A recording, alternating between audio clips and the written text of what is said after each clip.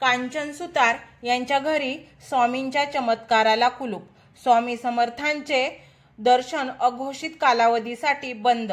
पनवेलमधील गावदेवीपाडा येथे कांचन सुतार यांच्या घरी श्री स्वामी समर्थांचा अंगारा निघाल्याबाबत अंधश्रद्धा निर्मूलन समितीने आव्हान दिले होते।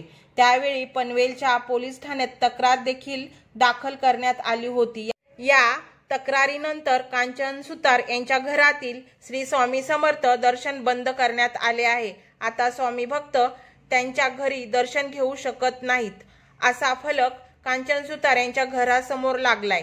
काही दिवसांपूर्वी सुधाकर घरत यांच्या घरी स्वामी समर्थांचा अंगारा निघाल्याचे वृत्त सर्वत्र प्रसिद्ध झाले। त्यावर अंधश्रद्धा निर्मूलन समितीने आक्षेप घेत महाराष्ट्र जादूटोणा कायद्यानुसार गुन्हा दाखल करावा असा अर्ज पनवेल शहर पोलीस ठाण्यात दाखल केला।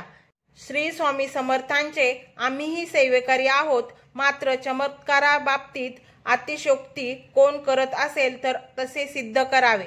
श्री स्वामी समर्थांचा असा चमत्कार सिद्ध करणाऱ्याला 21 लाख रुपयांचे बक्षीस देऊ असा दावा महाराष्ट्र अंधश्रद्धा निर्मूलन समितीच्या राज्य महिला सहभाग विभाग कार्यवाहक आरती नाईक यांनी केला होता।